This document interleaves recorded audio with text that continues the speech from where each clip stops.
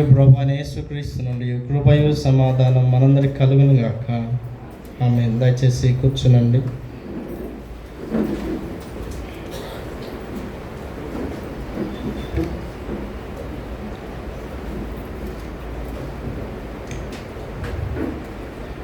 Mark సువార్త 7వ అధ్యాయము 34వ వచనాన్ని చదువుకుందాం. ఆకాశం వైపు కన్నులెత్తి నిట్టూర్పు విడిచి ఎఫాతా అని వారితో చెప్పాను. ఆ మాటకు తెరవబడుము అని అర్థము. అంతటి వాని చెవులు తెరవబడెను, వాని నాలుక నరము సడలి వాడు తేటగా మాట్లాడుచుండెను. ప్రార్థించుదాం. పరిశుద్ధుడు మా దేవా, నీ దివ్యమైన శ్రేష్టమైన నామాన్ని మేము స్తుతించి కొనియాడుచున్నాము. నీ పరిశుద్ధాత్మ పరిశుద్ధమైన వాక్యాన్ని ధ్యానిస్తుండగా మమ్మల్ని అందరినీ కూడా పరిశుద్ధాత్మతో నింపి ఈ ధ్యానము నీ దృష్టికి యోగ్యంగా అనుకూలంగా చేసుకునండి. అలాగే ప్రభువా, ఈ వాక్యం మా అందు బహుగా ఫలభరితం చేసి మేము నీ నామ మహిమార్థమై జీవించే జీవితములు మాకు అనుగ్రహించమని యేసుక్రీస్తు నామములో వేడుకొని ప్రార్థిస్తున్నాము తండ్రి. ఆమేన్. క్రీస్తు యేసునందు ప్రియమైన వాళ్ళను మన ప్రభువును రక్షకుడైన యేసుక్రీస్తు నామములో మీ అందరికీ శుభాభివందనాలు తెలియజేస్తూ ప్రేమతో వాక్య ధ్యానంలోకి మిమ్మల్ని ఆహ్వానిస్తున్నాను. చదవబడిన 2 వాక్యాలు మీరు విన్నారు.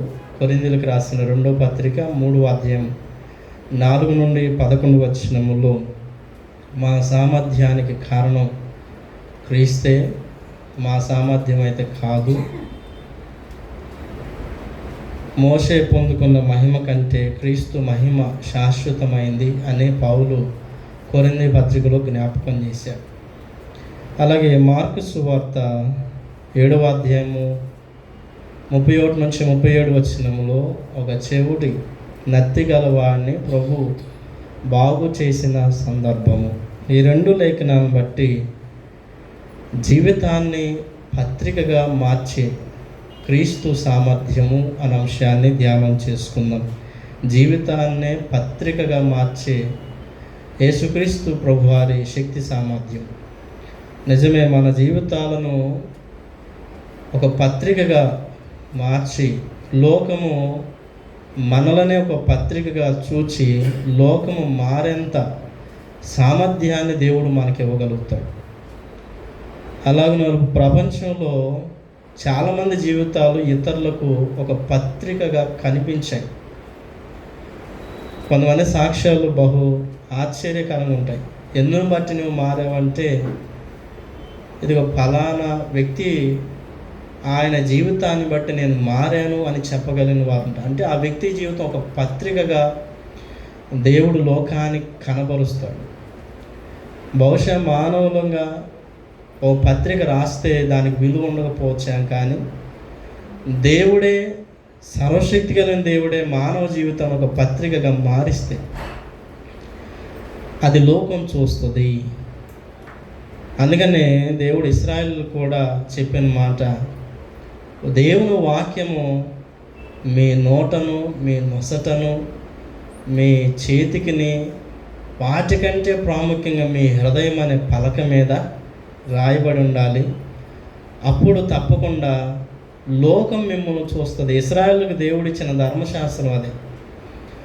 వారు తమ ద్వారబంధాల మీద పెట్టుకున్నారు. తమ గౌనుల యొద్ద దేవుని ధర్మశాస్త్రాన్ని 10 ఆజ్ఞలు ఉంచారు. తమ చేతికి సూచనలుగా కట్టుకున్నారు. కానీ హృదయం మీద ఆ ధర్మశాస్త్ర వాక్యాలను వారు ఉంచుకోలేకపోయారు.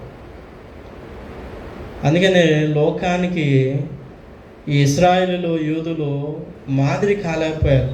కేవలం అది ధర్మశాస్త్రం వారి వారికే పరిమితం చేసేసారు.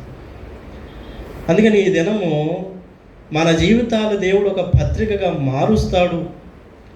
ఆ సామర్థ్యం కలిగిన క్రీస్తు యొక్క సామర్థ్యాన్ని మనం ఈ దినం ధ్యానం చేసుకోబోతున్నాం. దీనిలో ప్రాముఖ్యంగా 5 అంశాలు నేను ధ్యానం చేయాలని ఆశపడుతున్నాను. 5 రకాలైన విషయాలు. మార్కు సువార్త 7వ అధ్యాయం 31 నుంచి 37 వచనాలు కలిగిన భాగంలో ఒక 5 విషయాలు ధ్యానం చేసుకుందాం. మొదటిది, క్రీస్తు ప్రభువారి పరిచర్య. యేసుక్రీస్తు ప్రభువారి పరిచర్య యోదయ దేశాన్ని, దాని హద్దులను, దాని సరిహద్దులను దాన్ని దాటి అన్య జనుల మధ్యకు ఆయన పరిచర్య విస్తరించింది. మార్కు సువార్త 1వ అధ్యాయం నుంచి 6వ అధ్యాయం వరకు ఆయన పరిచర్య యూదుల మధ్య, తన ప్రజలైనటువంటి ఇష్టపడిన ప్రజల మధ్య ఆయన పరిచర్య జరిగించాడు. ఆ రాజ్య సువార్తను అంతవరకే ఆపలేదు, కానీ దానిని అన్ని జనుల మధ్య కూడా విస్తరింపజేశాడు. దేవుని రాజ్య సువార్త కొంత మట్టుకే పరిమితం కాదు, కానీ దేవుని రాజ్య సువార్త ఇంక్లూజివిజం కలిగినటువంటిది. ఇది కలుపుకోగలిగినటువంటిది, ఇది చేర్చుకోగలిగినటువంటిది, ఇది అందరికీ ఇవ్వబడగలిగినటువంటిది. అందరినీ గత 3 వారాల క్రితం మనం చెప్పుకున్న దూరస్తులకి కూడా ఇది. దూరస్తులు ఎవరు? అన్ని జనులు. అన్ని జనులైనటువంటి దూరస్తులు కూడా ఈ రాజ్య సువార్త విస్తరింపజేయ, వారిని కూడా కలుపుకోవాలి. వాస్తవంగా యూదులు అన్యులను కలుపుకోలేదు, అన్యులను దగ్గరికి రానివ్వలేదు. అన్యులకు వేరుగా భావించుకొని తామే పరిశుద్ధులమనే భావనలో, తామే దేవుని ప్రజలమనే భావనలో ఉన్నప్పుడు యేసుక్రీస్తు ప్రభువారు దేవుని ప్రజలు కేవలము మీరు మాత్రమే కాదు, కానీ అందరూ కూడా దేవుని ప్రజలే. యేసుక్రీస్తు ప్రభువారు అందరికీ ప్రభువే. కాబట్టి ఆయన తూరు సీదోన్ల ప్రాంతాల గుండా వెళుతూ దెకపోలి ప్రాంతం మీద గుండా గలిలయ సముద్ర తీరానికి వచ్చి అక్కడ ఒక చెవుడు నత్తిగలవాన్ని బాగు చేసిన సందర్భాలు మనకి మార్కు సువార్తికుడు నమోదు చేశాడు. అయితే ఈ దెకపోలి ప్రాంతాల వారు ప్రభువుని వెళ్ళిపోమని చెప్పారు. మార్కు సువార్త 5వ అధ్యాయము 17వ వచనంలో మనం చూస్తాం. మమ్మల్ని వదిలిపెట్టి వెళ్ళిపో, మా దగ్గర ఉండొద్దని ప్రభువుని చాలా బతిమలాడుకున్నారు. చూడండి, 5వ అధ్యాయము 17వ వచనం. తమ ప్రాంతములో విడిచిపోమ్మని వారు ఆయనను బతిమాలుకున్నారు. అన్ని జనుల మధ్యకు ప్రభు వెళుతున్నప్పుడు ప్రభుని రావద్దని, ఒక అపవిత్రాత్మ పట్టిన వారిని ప్రభు బాగు చేయక వారు దానిని బట్టి భయపడి ప్రభువుని విడిచిపెట్టి వెళ్ళమని బతిమలాడుకున్నారు. ప్రభు అక్కడ విడిచిపెట్టి వెళ్ళారు.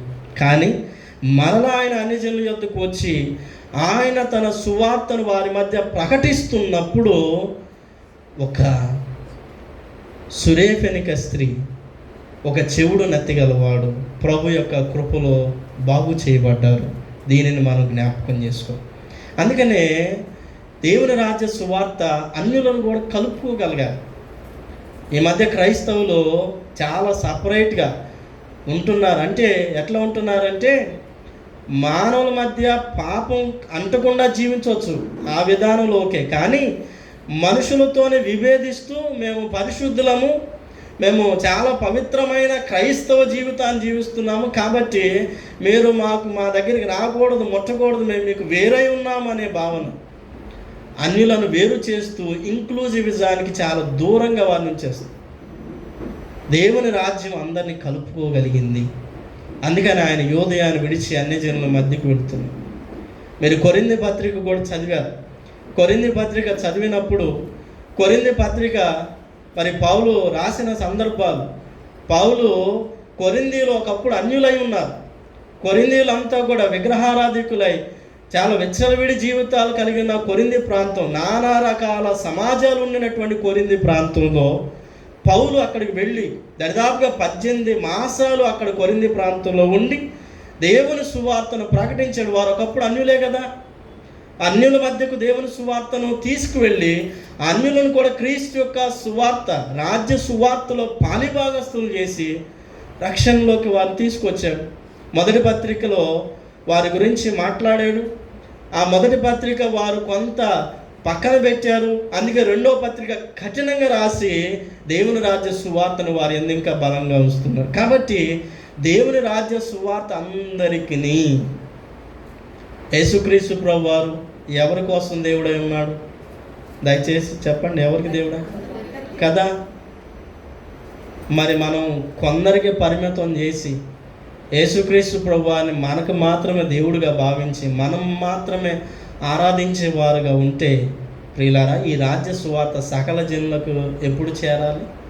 ప్రభు తన రాజ్య సువార్త సకల జనులకు చేర్చమన్నాడు. ఇది మన బాధ్యత. కాబట్టి ఇది మొదటిది. రెండవది, యేసుక్రీస్తు ప్రభువారు దెకపోలి ప్రాంతం మీదుగా గలిలయ తీరానికి వచ్చినప్పుడు అక్కడికి చెవుడు నత్తిగల వానిని కొందరు ఆయన యొద్దకు తీసుకొచ్చారు. ఇక్కడ మనం జ్ఞాపకం చేసుకోవాల్సింది love and faith of others. కొందరు ఆ వ్యక్తి పైన చూపించినటువంటి ప్రేమ, ఏం అవసరం అతన్ని తీసుకొచ్చి ప్రభు దగ్గర పెట్టాల్సినటువంటి అవసరం.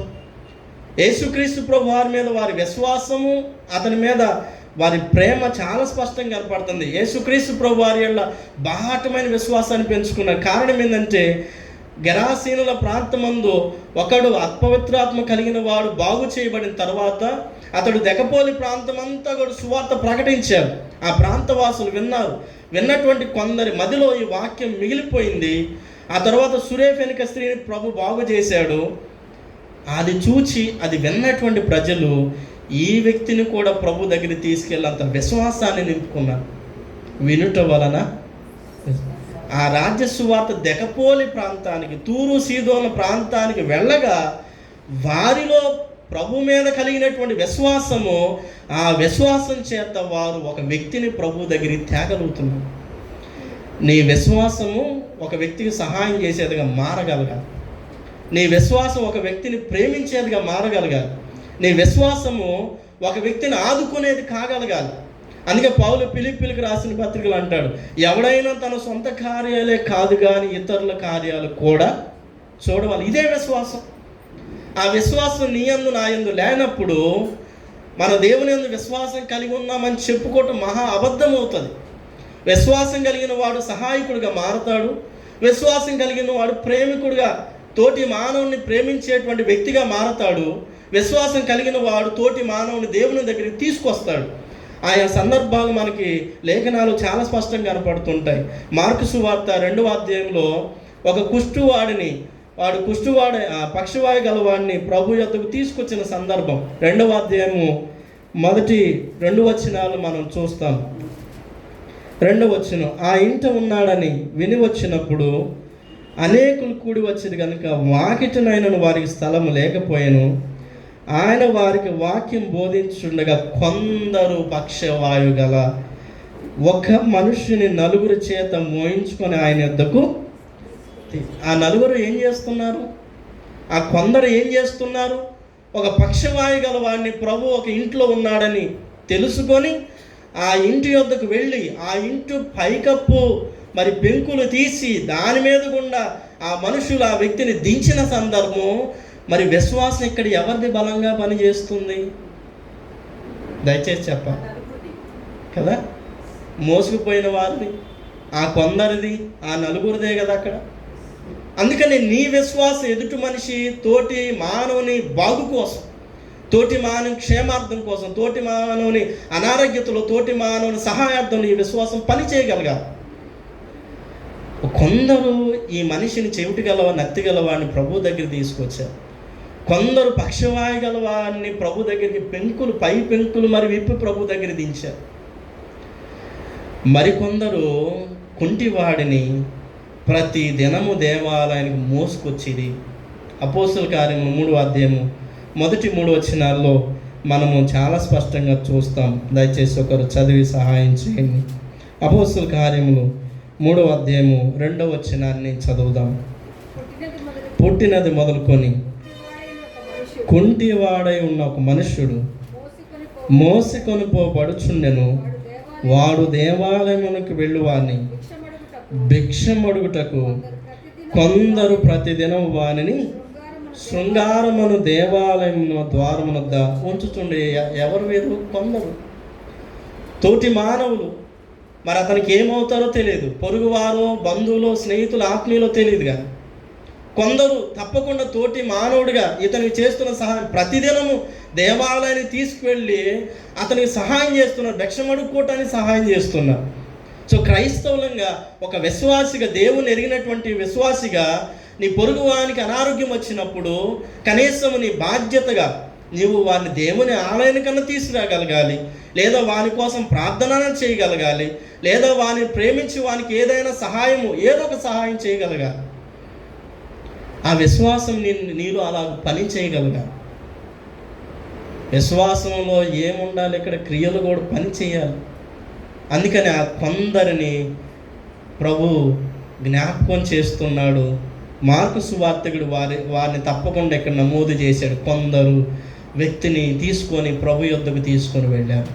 సో నీ విశ్వాసం, నీ బంధువునో, నీ ఆత్మీయ, లేకపోతే నీ రక్త సంబంధికులను, నీ స్నేహితులను, దూరస్తులను, నీ శత్రువునో, నీ విశ్వాసం వారి క్షేమార్థమై పని చేయగలగాలి. చాలామంది అనుకుంటారంట, నేను దేవుణ్ణి ప్రేమిస్తున్నాను అని అంట. అనుకొని ఏం చేస్తారు? తోటి మానవుణ్ణి ద్వేషించేస్తారు. అందుకని ప్రభు అన్నాడు, తోటి మనిషిని ప్రేమించలేని వాడు కనబడని దేవుని ఎలా ప్రేమిస్తాడు? నీ విశ్వాసం, నీ ప్రేమ అక్కడ కనబడగలగాలి. అది శత్రువు పట్ల కనబడాలి, లేకపోతే లోకంలో ఎవరైతే నీ బంధువులు, నీ ఆత్మీయులు, లేకపోతే దూరస్తులు, అన్యులు ఉన్నారో వారందరి మీద ఆ విశ్వాసం కనపరచగలగాలి. నాకు విశ్వాసం ఉందని చెప్పుకొని కేవలం అది దేవాలయం మాత్రమే పరిమితం చేసేది కాదు విశ్వాసం. ఆ విశ్వాసము లోకంలో కూడా పని చేయాలి, లోకంలో మానవుల మధ్య కూడా అది పని చేయగలగాలి. అందుకనే ఇది మనకి ఈ దినం ఒక స్పష్టమైన మాదిరి. మూడవదిగా, వారు ప్రభు దగ్గరికి అతను తీసుకొచ్చినప్పుడు ప్రభు అతని మీద ఉన్నటువంటి అవమానాన్ని, అనారోగ్యతను తీసివేస్తున్నారు. ఇదేందండి, చెవుడు నత్తిగల వాడికి అవమానం ఏంటి అని మీరు అనుకోవచ్చు. ఈ ప్రపంచంలో ఏ చిన్న రోగం వచ్చినా అవమానమే. ఎందుకంటే మనల్ని ఎగతాళి చేయటానికి, హేళన చేయటానికి, మన మీద పాపం ఉందని నెట్టడానికి చాలామంది రెడీగా ఉంటారు. యోబుకి అనారోగ్యత వచ్చినప్పుడు, కురుపులు వచ్చినప్పుడు అతని స్నేహితులు అతని మీద ఏం వేయటం ప్రారంభం చేశారు? నువ్వేదో పాపము చేసావు, నువ్వేదో దోషం చేసావు, కాబట్టి నీకు ఇలా కలగటానికి నీ పాపమే కారణమని అవమానించడము, నింద వేయటము ప్రారంభం చేశారు. లోకంలో ఒక మానవునికి చిన్న రోగం వచ్చినా కూడా సమాజం రెడీ అయిపోతుంది. ఇతను చెవుడు ఉంది కాబట్టి ఇంకెంత అవమానం చేసి ఉండాలి. ధర్మశాస్త్ర కాలమందు, ప్రాచీన కాలమందు యూదా మత జీవితంలో, సామాజిక జీవితంలో ఒక చెవిడి గల వాడిని బాగుగా అవమానం చేసేవారంట సమాజం. అందుకని లేవియా కాండంలో దేవుడు చెప్పాడు, మీరు చెవిడి గల వాడిని ఎగతాళి చేయొద్దు, చెవిటి గల వారిని మీరు అవమానపరచొద్దు, వారిని హేళన చేయొద్దని దేవుడు లేవియా కాండము చాలా స్పష్టంగా రాశాడు. లేవియా కాండము 19వ అధ్యాయము 14 వచనాన్ని ఒకసారి చదువుకుందాం. లేవియా కాండం 19వ అధ్యాయము 14వ వచనం. చెవిటి వారిని తిట్టకూడదు, గుడ్డివారిని ఎదుట అడ్డము వెయ్యకూడదు, నీవు దేవునికి భయపడవలెను, నేను యెహోవాను. కాబట్టి ఆ కాలం ముందు ఒక చెవిటివాడు, ఒక గుడ్డివాడు కనబడితే ప్రజల అభిప్రాయం ఏంటి అంటే, వీడేదో పాపం చేసి ఉంటాడు అని ఒక అపవాదు వారి మీద వేసి, లేకపోతే ఒక నిందను వారి మీద వేసి, చెవిటివాడని అవమానం చేయటము, గుడ్డివాడని అవమానం చేయటం నాటి కాలమందు చాలా పరిపాటి. వారు పరిశుద్ధ వస్తువులు ముట్టకూడదు, పరిశుద్ధాలయానికి వచ్చి అర్హత లేని వారని, చాలా రకాలైనటువంటి దూరంగా, దేవుని ఆలయానికి దూరంగా కూడా ఉంచేటువంటి వారు. ఇదే లేవియా కాండము 21వ అధ్యాయము 18వ వచనంలో మనం మరొక వచనాన్ని చూస్తాం. ఏలయనగా ఎవని యందు కలంకమును వాడు గుడ్డివాడే గాని, కుంటివాడే గాని, ముక్కిడివాడే గాని, విపరీతమైన అవయములు గలవాడే గాని, కాలైనను చేయనను విరిగిన వాడే గాని, గూనివాడే గాని, గుజ్జువాడే గాని, కంటిలో పువ్వు గలవాడే గాని, గజ్జి గలవాడే గాని, వీడెవ్వరు దేవుని సన్నిధానంలో వస్తువులను ఏవి కూడా ముట్టకూడదు. అంటే శారీరక బలహీనత మానవ జీవితాన్ని అవమానం తీసుకొచ్చి పెట్టి, శారీరక బలహీనత, సమస్య, అనారోగ్యత ఆ మనిషిని నిందగాను, అపవాదుగాను, లేకపోతే ఏదో ఒక భయంకరమైన అవమానాన్ని గురి చేసి ఆడబెట్టింది. ఈరోజు సమాజంలో ఏదో ఒక చిన్న లోపం కలిగిన వారు ఎంత అవమానాలు ఎదుర్కొంటున్నారు. ఉదాహరణకి గర్భఫలం లేని స్త్రీ ఎంత అవమానం పొందుకునేది. లేదా ఒక అనారోగ్యత వచ్చిన ఒక స్త్రీయో పురుషుడు ఎంత అవమానం పొందుకుంటారు. అంటే మనుషులం కదా, ఏదో ఒకటి వారి మీదకి మోపేస్తూ ఉంటాం. అందుకనే ప్రభు వాని మీద ఉన్న అవమానాన్ని తొలగిస్తూ, ఆయన తన సామర్థ్యాన్ని వాని ఎలా స్పష్టంగా తేటతెల్లంగా చూపిస్తూ వానిని సమాజంలో సమూహం నుంచి వాడిని ప్రత్యేకంగా తీసుకువెళ్ళి వానిని ముట్టాడు.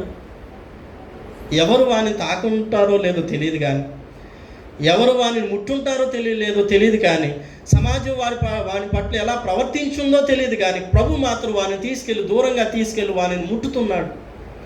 ఈ సమాజం నిన్ను అవమానం చేయొచ్చు, ఈ సమాజం నిన్ను ముట్టుకోకపోవచ్చు, ఈ సమాజం నిన్ను దగ్గరికి రానిపోవచ్చు, నువ్వు కూర్చున్నప్పుడు నీ దగ్గర నుంచి లేచి వెళ్ళిపోవచ్చు. కానీ ప్రభువు నిన్ను ముట్టి నేను ప్రత్యేకంగా తీసుకువెళ్ళి నేను తాకి నీ అవమానాన్ని స్పష్టంగా తీసివేయగలిగిన వాడు మాత్రం. అందుకని ఆయన అతని అవమానాన్ని తీసివేస్తున్నాడు. రెండవది, అతని అనారోగ్యతను తీసివేశాడు. అవమానం ఎట్లా పోయింది? ఆయన తాకుట వలన. అవమానం ఎలా పోయింది? ఆయన అతన్ని స్వస్థపరచడం వలన. అవమానం ఎలా పోయింది? అతనిని ప్రత్యేకంగా తీసుకువెళ్ళి అతనికి ఇస్తున్న ప్రాముఖ్యత వలన. ప్రభు అతనికి ఎంత ప్రాముఖ్యత ఇచ్చాడో దాని వలన అతని అవమానం అంతా ప్రభు తీసివేశాడు. ఆయన ఆకాశం వైపు చూచి ఎఫాతా అని పలికి అతని చెవులలో వేలు పెట్టి ఆయన ఉమ్మి వేసి అతనిని బాగు చేశారు. ఉమ్మి వేసే సంస్కృతి గ్రీకు వైద్యుల సంస్కృతి. వారు ఎవరికైనా కళ్ళకి బాగున్నప్పుడు, పాము గరిచి మరి ఎవరైనా సమస్య ఎదుర్కొన్నప్పుడు ఉమ్మి వేస్తే అదొక వైద్యంగా ఉపయోగించేటువంటి వారు. అందుకని యేసు ప్రభు వారు ఈ ఒక సందర్భంలోనే కాదు కానీ మరి ఒక 2-3 సందర్భాల్లో ఆయన ఉమ్మి వేసి బాగు చేసిన సందర్భాలు ఇదే మార్కు సువార్తికుడు నమోదు చేశాడు. మార్కు సువార్త 7వ అధ్యాయంలోనే మరొక సందర్భాన్ని మనం చదువుతాం. సరే, 8వ అధ్యాయము 23వ వచనాన్ని చదువుదాం. 8వ అధ్యాయం 23వ వచనం. ఆయన గుడ్డివాని చేయి పట్టుకొని ఊరి వెలుపలకి తోడుకొని పోయి వాని కన్నుల మీద ఉమ్మి వేసి వాని మీద చేతులుంచి నీకేమని కనబడుచున్నదని. ఇక్కడ వాని కన్నుల మీద ఉమ్మి వేసిన సందర్భం యోహాను సువార్తికుడు కూడా ఒకటి నమోదు చేశాడు. పుట్టుగుడ్డు వాడిని ప్రభు తీసుకువెళ్ళి బాగు చేసిన సందర్భం యోహాను సువార్త 9వ అధ్యాయము 6-7 వచనాలు మనం చదువుతాం. ఆయన ఇట్లు చెప్పి నేల మీద ఉమ్మి వేసి ఉమ్మితో బురద చేసి వాని కన్నుల మీద బురద పూసి సిలోయము కోనేటికి వెళ్ళి అందులో కడుక్కోమని వానితో చెప్పారు. కాబట్టి ఆయన వాని చెవులలో వేలు పెట్టి ఉమ్ము వేసి ఒక పరమ వైద్యుడు వచ్చి ఒక పరమ వైద్యాన్ని వాని అలా జరిగించి వానిని బాగు చేస్తున్నాడు. వాని మీద ఉన్న అవమానాన్ని, వాని మీద ఉన్న అనారోగ్యతను రెండింటిని ప్రభు తీసాడు. క్రైస్తవ కీర్తన బాగా ఇష్టమైన కీర్తన. మహావైద్యుడు వచ్చాను, ప్రజాళి బ్రోచు యేసు, సహాయమే వచ్చాను, సంధింపరండి యేసు. ఆయన ప్రజాన్ని బ్రోచి ప్రజలను ఉద్ధరించి ప్రజల మీద ఉన్న అవమానాన్ని తొలగించి అనారోగ్యతను తొలగించి ఆయన విలువైన జీవితాన్ని ఇవ్వగలిగినటువంటి మహావైద్యుడు యేసుక్రీస్తు ప్రభువు. కాబట్టి ఆయన వారి మీద ఉన్న అవమానాన్ని, వారి మీద ఉన్నటువంటి అనారోగ్యతని తీసివేస్తున్నట్లు మనం జ్ఞాపకం చేసుకుంటాం. ఇది మూడవది. ఒకటి, ఆయన రాజ్య సువార్త అన్యుల మధ్యకు విస్తరించింది. రెండోది, ఆయన రాజ్య సువార్త విన్నటువంటి వారు ఆయన యందు విశ్వాసం ఉంచి ఆ విశ్వాసాన్ని ఇతరుల ఎడల ప్రేమగా కనబరుస్తున్నారు. మూడోది, ఆయన అనారోగ్యత కలిగిన వారిని, అవమానం కలిగిన వారిని దర్శించి బాగు చేస్తున్నారు. బాగు చేసిన తర్వాత అతడు వెళ్ళి ప్రకటించడం ప్రారంభం చేశాడు. ఏమని ప్రకటిస్తున్నాడు చూడండి. He has done all things well. ఆయన సమస్తం బాగుగా చేసి ఉన్నాడు. ఏం చేశాడంట? సమస్తము బాగు చేశాడు. వెళ్ళి ప్రభు చెబుతున్నాడు, ఎవరితోనూ చెప్పొద్దు, ఎక్కడా చెప్పొద్దు అని ప్రభు చెప్పగా అతడు తన జీవితాన్ని ఒక పత్రికగా మార్చుకున్నాడు. ఎన్నాళ్ళు నిశ్శబ్ద జీవితాన్ని జీవించినటువంటి వ్యక్తి, మాట్లాడలేనటువంటి వ్యక్తి, సరిగా సమాధానం చెప్పలేనటువంటి వ్యక్తి, సమాజము మాట్లాడి తిరిగి ప్రత్యుత్తరం ఇవ్వలేనటువంటి వ్యక్తి తన జీవితాన్ని పత్రికగా మార్చుకొని లోకంలోకి వెళ్ళి తన పట్టణవాసులకు, ఇతరులకు, కుటుంబానికి, సమస్తాన్ని ప్రకటించడం ప్రారంభం చేశాడు. సో దేవుడు నీ పట్ల చేసిన మేలు ఏదైతే ఉందో దాన్ని నువ్వు ప్రకటించే వ్యక్తిగా మారాలి. ఈ తూరు సీదోన ప్రాంతాలు, దెకపోలి ప్రాంత అన్యజనులలో నుంచి 3 జీవితాలు పత్రికలుగా మారాయంట. 3 జీవితాలు. ఒకటి, అపవిత్రాత్మ పట్టి బాగు చేయబడిన వ్యక్తి జీవితం పత్రికగా మారింది. ప్రభు ఏం చెప్పాడంటే ఎవరితో చెప్పకూడదు అన్నాడు అతను. కానీ అతను పోయి తన ఇంటి వారికి చెప్పాడు. అతను పోయి 10 పట్టణాలకు చెప్పేశాడు. మార్కు సువార్త 5వ అధ్యాయం మనం ఇందాక చదివాం కదా. అతను పోయి దెకపోలి ప్రాంతం అంతా కూడా క్రీస్తు ప్రభు వారి సువార్తను ప్రకటించాడు. సో అతని జీవితం ఒక పత్రిక అయింది. నీ జీవితంలో దేవుడు చేసిన మేలులకు, మహత్కార్యాలకు ఒక పత్రికగా నువ్వు మారాలి కదా. సమరయ స్త్రీ ఊర్లోకి వెళ్ళి నేను చేసినవన్నీ నాతో చెప్పాడు. ఆమె జీవితం పత్రికగా మారింది. అందుకని ఊరు వారంతా కూడా మొదటి మిషనరీ ఎవరు అని అంటే సమరయ స్త్రీ అని చెబుతారు. సమరయ స్త్రీ తన జీవితం ఒక పత్రిక సమాజం ఎదుటి నిలిపింది. ఇదిగో దేవుడు నేను చేసినవన్నీ నాతో చెప్పి నా జీవితాన్ని ఉద్ధరించాడు. అందుకనే నేను ఒక పత్రికగా మారగలగాలి. ఒక సురేఫెనిక స్త్రీ జీవితము పత్రికగా మారగలిగింది. ఆమె తన ప్రాంత వాసులందరూ కూడా సువార్త ప్రకటించిందని చరిత్ర కాదు. అలాగే ఒక చెవిడి నత్తి గలవాడు తన జీవితాన్ని పత్రికగా మార్చుకున్నాడు. అతనే ఒక పత్రిక అయ్యాడు. మనమేమో ఇంకా పత్రికలు చదువుతా కూర్చోం. ఎన్నాళ్ళు చదువుతాం? చదవటం మంచిదే, నెమరు వేయటం మంచిదే, కొత్త విషయాలను దాని యందు ఇంకా గ్రహించడం మంచిదే. కానీ దానితో పాటు నువ్వెప్పుడు పత్రికగా మారుతావు? క్రీస్తు రాజ్య సువార్తకు నువ్వు ఎన్నడూ పత్రికగా మార్చగా పడగలుగుతావు? యేసుక్రీస్తుకు నేను పత్రిక అయ్యున్నానని పౌలు చెప్పాడు. కొరింథీ పత్రిక మీరు చదివారు కదా. 2వ పత్రిక 3వ అధ్యాయము 2-3 వచనాలు పౌలు జ్ఞాపకం చేస్తూ, ఇదిగో నా జీవితమే మీ ఎదుట ఉంచాను, నా పరిచర్య మీరు చూశారు కాబట్టి నేనే మీ ఎదుట ఒక మహాపత్రికగా మీ ఎదుట నిలబడగలుగుతున్నాను. ఇదే నా జీవితం అనేటువంటి ఒక పత్రికను మీ ఎదుట ఉంచేశాను. ఏమిటి ఆ పత్రిక? ఒకప్పుడు పౌలు జీవితం ఏంటి? ఒకప్పుడు పౌలు జీవితం, తన జీవితాన్ని రాసుకున్నాడు. తిమోతి పత్రికలు రాసుకున్నాడు. నేను హింసకుడను, దోషకుడను, హానికరుడినై ఉన్నాను. అలాంటి నన్ను, దోషకుడినై నన్ను ప్రభు మార్చివేశాడు. ఇదిగో ఇదే నా పత్రిక. మీ మధ్య సాక్షిగా నేను నిలబడ్డాను. ఆ పరిచర్యను చూచిన మీరు, ఆ పరిచర్యను విన్నటువంటి మీరు, ఆ పరిచర్యను పొందుకున్న మీరు పత్రికలుగా మార్చబడ్డారు అని అంటాడు. చూడండి 2వ అధ్యాయం 3వ వచనాన్ని ఒకరు చదివి సహాయం చేయండి.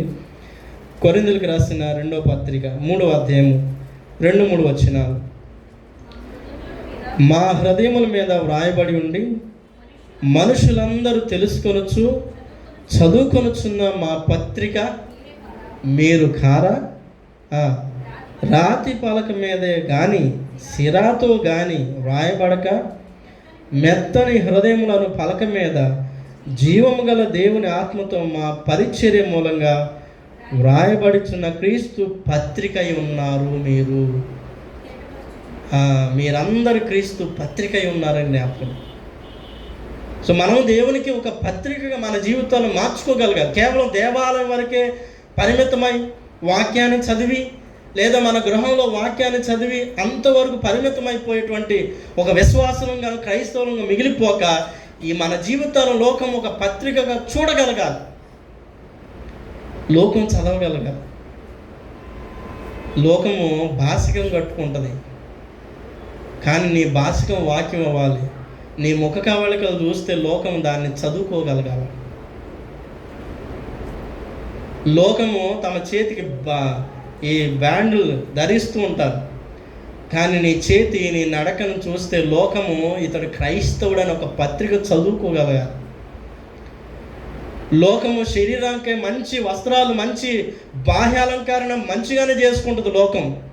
కానీ లోకము నీ హృదయం మీద రాయబడిన దేవుని వాక్యాన్ని లోకము చదవగలగాలి. ఇతని హృదయం మంచిది, ఇతను వినయంగా దేవుని వాక్యాన్ని వినగలుగుతా పాటిస్తున్నాడు, అనుసరిస్తున్నాడు, పవిత్రమైన జీవితాన్ని జీవిస్తున్నాడు. మనం ఒక జీవితం పత్రికను మార్చుకోగలగాలి.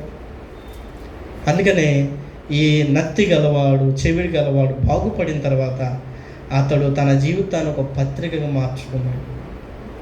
వెళ్ళి లోకమంతటి చెప్పడం ప్రారంభం చేసి, దేవుని గురించి మన జీవితాలు చెప్పడానికి ఏ కార్యాలు లేవండి? ఎన్ని కార్యాలు ఉన్నాయి? మన జీవితాన్ని దేవుడు ఎంత చక్కగా దిద్దాడు. ఒక భక్తుడు రాసుకున్నాడు, ఇదే నా పాట, ఇదే నా కథ, ఇదే నా జీవితం అని రాసుకున్నాడు కదా. యేసు నా వాడని నమ్ముదు బాసిల్లు దివ్య సౌభాగ్యం. కానీ నీ కథ, నీ జీవితం, నువ్వు ఒక జీవితాన్ని లోకానికి సాక్ష్యంగా పత్రికగా చెప్పగలిగితే క్రీస్తు రాజ్య సువార్తను అన్ని జనులు కూడా ప్రకటించిన వ్యక్తిగా నువ్వు ఉంటావు. ఇది 4వది. 5వదిగా, అతడు చెప్పుచుండగా అనేకులు విన్నటువంటి వారు అపరిమితంగా ఆశ్చర్యపడ్డారంట. అపరిమితంగా ఆశ్చర్యపడ్డారు. మార్కు సువార్త 7వ అధ్యాయం చివరి వచనంలో చివరి లైన్లో రాయబడిన మాట, అపరిమితంగా ఆశ్చర్యపడ్డారు. ఎందుకని అపరిమితంగా ఆశ్చర్యపడ్డారు? అతను బట్టి ఆశ్చర్యపడ్డారా? దేవుడు అతను జరిగించిన కార్యాన్ని బట్టి ఆశ్చర్యపడ్డారా? యేసుక్రీస్తు ప్రభువారు అతని పట్ల చూపించిన అతని సామర్థ్యాన్ని బట్టి, దేవుని సామర్థ్యం, దేవుని మహిమ, దేవుని క్రియ, దేవుని శక్తి కదా వారందరూ ఆశ్చర్యపడింది. ఇతడు మాట్లాడగలుగుతున్నాడంటే దేవుని సామర్థ్యం కదా. ఇతడు చాలా మరి చక్కగా వినగలుగుతున్నాడంటే దేవుని సామర్థ్యం కదా, దేవుని మహిమ కదా కారణం.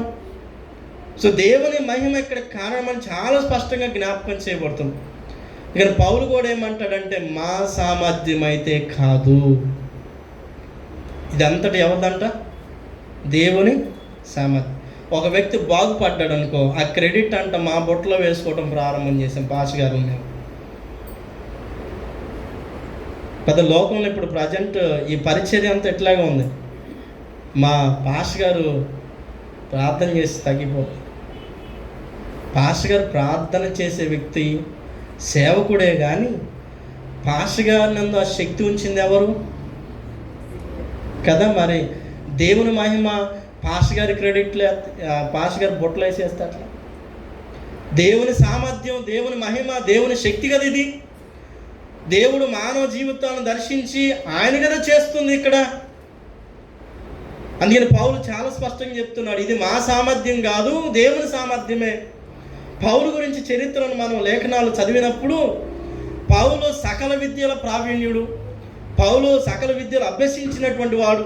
పౌలు తాత్వికంగా మాట్లాడతాడు, పౌలు సైకలాజికల్గా మాట్లాడతాడు, పౌలు ఒక వ్యక్తిని చాలా రీతిగా మలచగలుగుతాడు, పౌలు ఆధ్యాత్మికంగా మాట్లాడగలుగుతాడు, పౌలు అక్కడ నిలబడి మాట్లాడితే ఒక జీవితాన్ని స్పష్టంగా మార్చగలిగే సామర్థ్యం ఉన్నటువంటి వ్యక్తి పౌలు. పౌలు ఒక రాజు దగ్గర నిలబడ్డప్పుడు ఆ రాజు అంటాడు, నీకు మహావిద్య వలన వెర్రివాడు అయిపోయి నువ్వు అంటాడు. మహావిద్య వలన నువ్వు పిచ్చోడు అయ్యి, అంత మహావిద్యను పట్టుకొని నా బలము నా సామర్థ్యం అని పౌలు మాట్లాడతలేదు అక్కడ. ఇది దేవుని సామర్థ్యమే అని పౌలు చాలా స్పష్టంగా జ్ఞాపకం చేస్తున్నాడు. అపోస్తుల కార్యములు 22వ అధ్యాయంలో 26వ అధ్యాయము 24వ వచనాన్ని ఒకసారి చదువుదాం. అపోస్తుల కార్యములు 26-24 వచనం.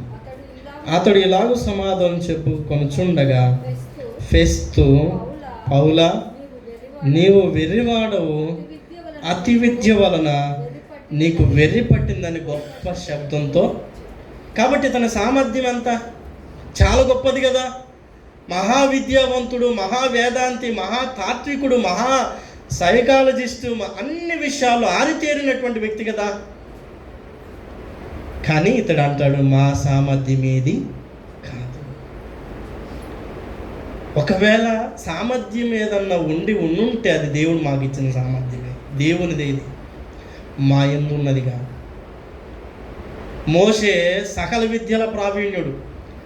ఇశ్రాయేలీయులు మోషేను చూస్తుంటారు, మోషే పొందుకున్న మహిమను చూస్తారు. ఇశ్రాయేలీయులు మరి మోషే సీనాయి పర్వతం నుంచి దిగి వస్తున్నప్పుడు తగ్గిపోవచ్చున్న మహిమను చూశారు. కానీ ఆ తగ్గిపోవచ్చు ఆ మహిమను ఇచ్చింది ఎవరు? మోషేకు సకల విద్యల ప్రావీణ్యత ఇచ్చింది ఎవరు? మోషేను అలాగనే నింపింది, నాయకుడిగా నిలబెట్టింది ఎవరు? దేవుడు కదా. దేవుని సామర్థ్యం కదా, దేవుని మహిమ కదా ఇక్కడ. అందుకని పౌలు వీటిని జ్ఞాపకం చేస్తూ తనని జ్ఞాపకం చేస్తున్నాడు, మోషేను జ్ఞాపకం చేస్తూ, అయ్యా ఇక్కడ మోషే కన్నా కూడా మహిమ పరిచర్య జరుగుతుంది. ధర్మశాస్త్ర పరిచర్య కాదు ఇక్కడ, అక్షర పరిచర్య కాదు, ఆత్మ పరిచర్య జరుగుతుంది. ఈ రెండింటి భేదం చెప్పి ఈ ధ్యానం ముగిచ్చేస్తాను. ధర్మశాస్త్రం చాలా మంచిది, పవిత్రమైంది, పరిశుద్ధమైంది, నీతి కలిగింది, ఆత్మ సంబంధమైంది. కానీ ధర్మశాస్త్రం ఏం చేసింది? ధర్మశాస్త్రం పాపం ఏంటో చెప్పింది. దయచేసి గమనించండి. ధర్మశాస్త్రం పాపం ఏంటో చెప్పింది. ధర్మశాస్త్రం మరణ భయాన్ని పుట్టించింది. ధర్మశాస్త్రము మనిషిలో చాలా భయంకరమైన అంశాలు పుట్టించింది. ధర్మశాస్త్రము చాలా అంశాలు చేయటం మానివేసింది అన్నట్టు. రోమపత్రిక 8వ అధ్యాయము 1-2 వచనాల పౌలు ధర్మశాస్త్రం గురించి జ్ఞాపకం చేస్తాడు. ధర్మశాస్త్రం చెయ్యలేనిది అనే ఒక పదాన్ని ఉపయోగిస్తున్నాడు. చూడండి. కాబట్టి ఇప్పుడు క్రీస్తు యేసునందున్న వారికి ఏ శిక్షా విధి లేదు. క్రీస్తు యేసునందు జీవమునిచ్చు ఆత్మ యొక్క నియమము పాప మరణముల నియమము నుండి నన్ను విడిపించెను. ఎట్లనగా ధర్మశాస్త్రము దేనిని? ధర్మశాస్త్రము ఒక మనిషిని రక్షించలేకపోయింది. పాపం ఏంటో చెప్పింది. పాపం ఎలా ఉంటుంది, అసహ్యం ఎలా ఉంటుంది, లేకపోతే ద్వేషం ఎలా ఉంటుంది, వ్యభిచారం ఎలా ఉంటుందని చెప్పింది. కానీ ధర్మశాస్త్రం ఏమీ చేయలేకపోయింది, ఒక మనిషిని రక్షించలేకపోయింది. ఇంతేకాకుండా ధర్మశాస్త్రము మరణాన్ని స్పష్టంగా సంకేతాన్ని చూపించింది అంటాడు. అదే రోమపత్రిక 7వ అధ్యాయం 13వ వచనాన్ని, ఉత్తమమైనది నాకు మరణకరమాయన అట్లనరాదు, అయితే పాపము ఉత్తమమైన దాని మూలంగా నాకు మరణము కలుగు చేయొచ్చు. పాపమైనట్టు అగపడు నిమిత్తము, అనగా పాపము ఆజ్ఞ మూలంగా అత్యధిక పాపము నిమిత్తము నాకు మరణకరమాయను. సో ఈ ధర్మశాస్త్రం పాపాన్ని చూపిస్తుంది. ఈ ధర్మశాస్త్రం పాపాన్ని తీసివేయలేకపోయింది. ధర్మశాస్త్రం మరణాన్ని చూపిస్తుంది. అంతేకాకుండా ఈ ధర్మశాస్త్రము 4వ అధ్యాయము 5-15 వచనం ఉగ్రతను పుట్టించిద్దని రాశారు. అదే రోమపత్రిక 4:15 ఉగ్రతను పుట్టించేసింది. ఈ ధర్మశాస్త్రం మనిషిని గుడ్డిగా మార్చేసింది. ఆ ముసుగు కిందకు వెళ్ళి మనిషి సత్యాన్ని, నీతిని, యథార్థతను, న్యాయాన్ని గుర్తుపట్టలేకుండా ఆ ధర్మశాస్త్రము అక్షరము మనిషి ముఖం మీద ముసుగు వేసేసింది. తద్వారా సత్యమేదో, నీతి ఏదో, దేవుని మహిమేదో, క్రీస్తు ఎవరో గుర్తుపట్టలేని స్థితికి యూదులు వెళ్ళిపోయారు. క్రీస్తు తమ ముందు వచ్చిన కూడా క్రీస్తుని గుర్తుపట్టలేకపోయారు. యోహాను తన సువార్తలు రాశాడు, వెలుగు వారి మధ్య ఉంచున్నది కానీ చీకటి దాన్ని గ్రహించు. చూడండి, వారి మధ్యకు వచ్చాడు, వారు గ్రహించలేకపోవటానికి కారణమైంది ఈ ముసుగులో ఉన్నారు. ధర్మశాస్త్రము వారికి పాపం తెలిపింది. ఆ ముసుగులో వారు బ్రతికేస్తున్నారు. మరణ భయపు ముసుగులో, లేకపోతే ఉగ్రత ముసుగులో, లేకపోతే ఇంకొక రకమైన ముసుగులో వారు ఆ ముసుగులోనే ఉండిపోయి క్రీస్తుని గుర్తుపట్టలేకపోయారు. అందుకనే పౌలు ఏమంటున్నాడంటే, మీరు ధర్మశాస్త్ర అక్షర మహిమను చూస్తున్నారు, ఆ అక్షర మహిమ వచ్చుచుండగా మోషే ముసుగు వేసుకున్నాడు, ప్రజలకు తాను కనబడకుండా చేసుకోగలిగాడు. కానీ ఈ మహిమ మాత్రం ఆత్మ మహిమ, ఆత్మ పరిచర్య. ఇదేం చేయగలుగుతుంది? ఇది శాశ్వతమైన. ధర్మశాస్త్రం చేయలేనిది చేసింది. ధర్మశాస్త్ర కాలంలో ప్రత్యేక బలులు ఉన్నాయి, కానీ ఆత్మ పరిచర్య ఒక్కసారి బలిచ్చింది. ధర్మశాస్త్ర కాలంలో మరణము భయం పుట్టింది, ఈ ఆత్మ పరిచర్య కనికరాన్ని తీసుకొచ్చింది. ధర్మశాస్త్ర కాలమందు ఉగ్రతను పుట్టించింది, యేసుక్రీస్తు ప్రభు వారి పరిచర్య ప్రేమను తీసుకొచ్చింది. ధర్మశాస్త్ర కాలమందు మనిషి ముసుగు వేసుకున్నాడు, గుడ్డితనం గలవాడయ్యాడు. దేవుని పరిచర్య మనోనేత్రాలకు గుడ్డితనమును తీసివేస్తుంది. ఒక స్కాలరు, ఒక పండితుడు చాలా చక్కగా చెప్పాడు ధర్మశాస్త్రాన్ని నూతన నిబంధన అనగా మోషే కాల పరిచర్యను, యేసు కాల పరిచర్యను చెబుతూ ఒక చాలా చక్కటి పోలిక చెప్పాడు. ధర్మశాస్త్రాన్ని దీపంతో పోల్చాడు. దేంతోనండి? ఎంతవరకు కాంతి ఇచ్చేదని?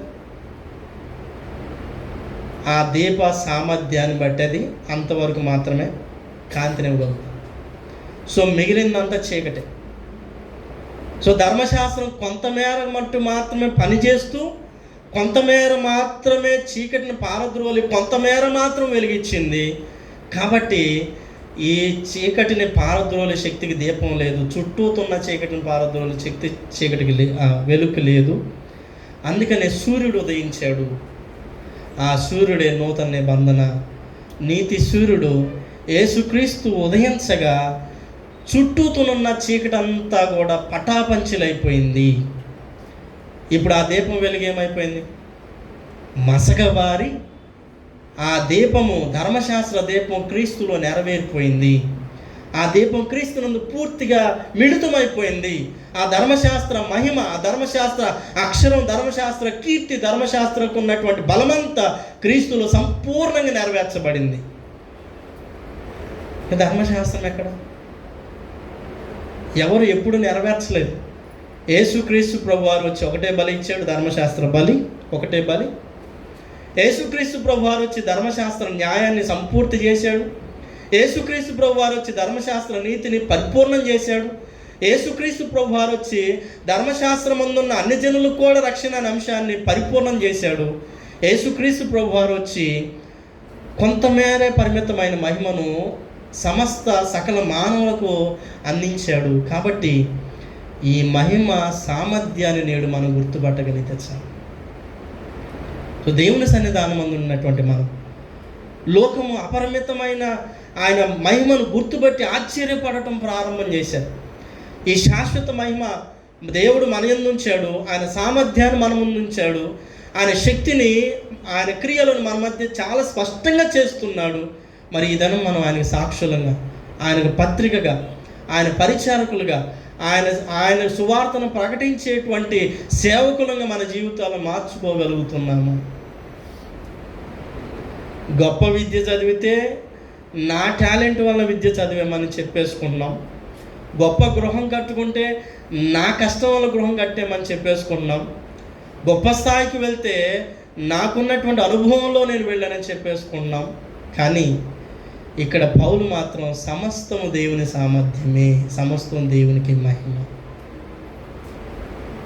సో నీవు నీ జీవితంలో ఏ కార్యముకైనా దేవుని మహిమకు స్థానం ఇస్తే, దేవుని సామర్థ్యం నీ యందు జరగనివ్వటానికి, దేవుని పనిని యందు జరగనివ్వటానికి నీవు ఆ స్థానం ఇస్తే, దేవుడు నీ యందు నా యందు తప్పకుండా పనిచేస్తూ అన్యులు ఆ పత్రికను స్పష్టంగా చూస్తారంట. అన్యులు మారు మనసు పొందుతారు. సో ఈ దినమందు మన జీవితంలో ఒక పత్రికగా ఉండగలుగుతున్నాయి. చెవుడు నత్తిగల వారి జీవితం ఒక పత్రిక అయింది. కొరింథీ సంఘమునకు పౌలు జీవితం ఒక పత్రిక అయింది. సురేఫెనిక జీవితం ఒక పత్రిక అయింది. గరాసీనుల ప్రాంతంలో బాగు చేయబడిన వారి జీవితం ఒక పత్రిక అయింది. లోకము చూచి మారు మనసు పొంది ప్రభువులోకి వచ్చారు. మరి మన జీవితాలు ఎలా ఉన్నాయి? చదివే వారంగా ఉన్నామా? మన జీవితాలు పత్రికగా మార్చగలుగుతున్నాం?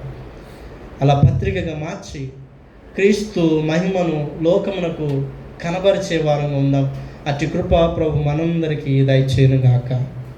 ఆమె సమస్త జ్ఞానమించిన దేవుని సమాధానం యేసుక్రీస్తు వలన మీ హృదయములకు తలంపులకు కావలునుగాక. ఆమె. దేవా